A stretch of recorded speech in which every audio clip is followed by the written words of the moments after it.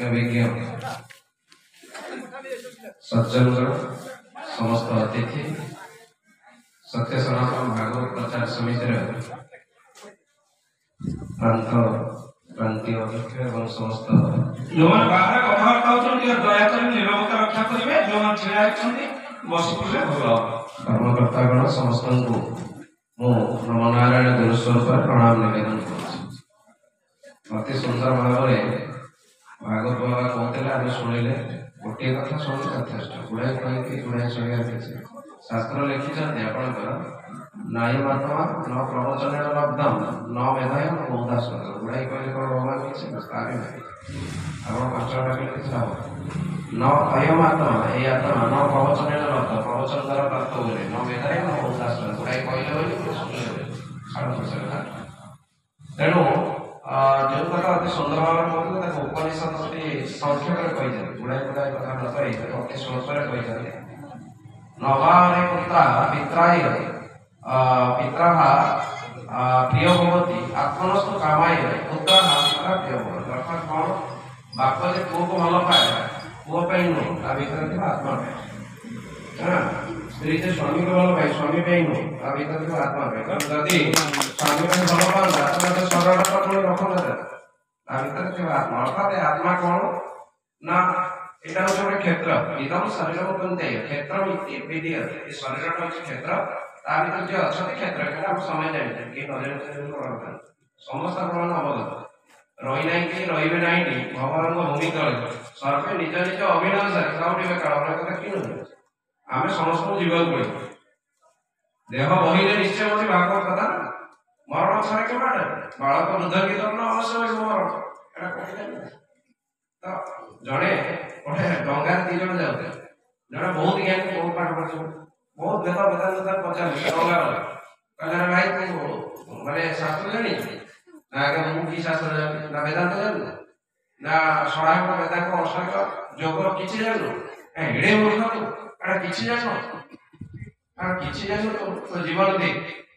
ସେଠୁ କିଛି ବାଟ ଗଲା ପରେ ଭଉଁରୀ କହିଲା ତ ପବନ ଆଇଲା ଭଉଁରୀ କହିଲା କହିଲା ଆଜ୍ଞା ଆପଣ ଆପଣ ବେଦ ଧରିକି ରକ୍ଷା ହୁଏ मारलाडिया पड़ेगा ये तगरा ज्ञानी जान से पड़ल अर्थात कहबा कथा होची ये संसार रहबा कहले सब कथा जानिबार अछि छोटटी आपनकर जेतबेले जनक पाखे गुरु कले जनक गुरु करियो की जेते भागवतर जे वक्ता सुखदेव भागवत एमती परिस्थिति तैयारी जो दुख समय भागवत कथा कोन कहले जनकर समस्या पड़िछि जनक मार देछि ता बेकरटा साथ दे मृत्यु भय 7 दिन मरियो सादा सीधा कथा मृत्यु भय उद्धार केन्द्र अर्थात जड़े जमी जड़े क्राइम कर जन को मार से क्या आडभोकेट बचे क्रिमिनाल आडभोकेट पाक जाऊँगे आगे कौन केमती कौन पहुंचे कोर्टे केस अरेस्ट ठीक से अवस्था से सुखदेव पाक जाए सुखदेव एमती बुझे तू कहीं नो तोर मृत्यु हम ना बुझीगला सब कहीं मनमोहन निजक उद्धव मो मनटा जो छाड़ी छाड़ी बाबा अति सुंदर भाव बुझेदेले फलप्रायुक्त राम राम नुहे अर्थात ये क्षेत्र भीतर रहुवा राम एवं ता भीतर विचरण करथिबा राम दुई जन जाक सत्य देखिबा सत्य न देखिया ए कथा गोटा कथा मन पड़े शंकर चतुर्थ आसिले ना शंकराचार्य कोन प्रचार कले अद्वैत वेदांत जाते द्वैत अर्थात जीव ब्रह्म सब एक ठीक कथा अब आउ जने से कहले एटा की कथा 8 2 6 4 5 5 कथा बोले से कथा मन पड़े ना सी आसी कहले एटा केम जाओ ओटा सत्य ओटा मिथ्या केम जाए जति ब्रह्म सत्य जगत लागे मिथ्या केम जाओ ब्रह्म सत्य जगत भी सत्य ताको तत्व रहे ताको सिद्धांत ताको पर आउ जने कहले ब्रह्म सत्य जगत मिथ्या ओटा सत्य ओटा मिथ्या के जाओ ताले जति मूलटा कहउचंती माने देरी तो लोकटा मिथ्या मूल लोकटा सत्य जते कहले से सत्य दियो तो जगत मिथ्या ब्रह्म भी मिथ्या नास्तिक दर्शन है और आउ जने आले समन्वय तत्व से को समझाउ दियो ब्रह्म सत्य जगत मिथ्या ठीक ब्रह्म सत्य जगत सत्य भी ठीक अर्थात जगत मिथ्या ब्रह्म मिथ्या ये भी ठीक समझ तेणु ये भीतर मानव जन्मे आम ये गुड़ाए कथा कहले जो मैंने अत्यंत ज्ञानी वाला कौन हुए सी बहुत कथा जाने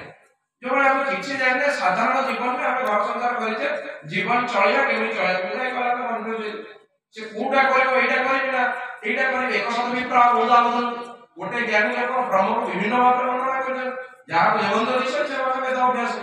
ये तो कथा तेणु शेष किसी ना गोटे कथा भगवान मंदिर रे अछन या सत्य भगवान मंदिर रे ना या सत्य जा जो जो जाग करबा तुम सदा जीव अछि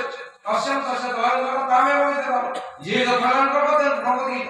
ताई सदा हो जाओ जा नहीं तका जने करे शून्य निराकार पूछो से कला के भगवान नाम अरे भाई ना कौन सीधा जने करे भगवान अछन हम अछन भगवान नाम भी सत्य भगवान अछन भी सत्य देखिबा सत्य न देखिबे भी सत्य तेणु ये सब कथा को ये विचार विमर्श करता भागवत होचे कौन तात्विक आलोचना बा ज्ञान ये कथा न भागवत होचे एक परम भक्तिमय शास्त्र जोथिरे जणे भीतर को गले अवगाहन करे ता भीतर एक अन्य एक जगत को चली जाए एवं से जगत रे रही भगवान को शरणापन्न हुए अजामिल नाम से मोहापापी तरिगला पुत्र नाम जपी नारायण जपिला पुत्र नाम तार किछि से जानि अर्थात नारायण नामर महत्वटा एते से तरिगल तबे आमे समस्त जो माने आमे समस्त भाई जणा जणा जो माने जानि ना ठीक अछि समाज को जे जिज्ञासु से जानि जिज्ञासु से व्यास उपचार कला आगे आपण एपडा एते जोड़ को काई लिखि 18,000 श्लोकर महत्व कोन काई लिखि ना अष्टादश पुराण लिखि व्यासस्य वचनं दोय परोपकार स्वर्गाय पापाय प्रपीडन परर उपकार करबा स्वर्ग प्राप्ति परर अपकार करबा नरक प्राप्ति मु एपे बुझेबा चाहिछि जे काहरे अपकार करना उपकार करना कर किंतु अपकारकारी करना क्षतिकारी करना परोपकार स्वर्गाय तेणु जायो आज कंतेरा ग्रामवासी मान को सक सक धन्यवाद साधुवाद ज्ञापन करूची आपण माने आज एवढी एक माने भक्तिमय शास्त्र भगवान का स्वयं वाक्मय मूर्ति जे भागवत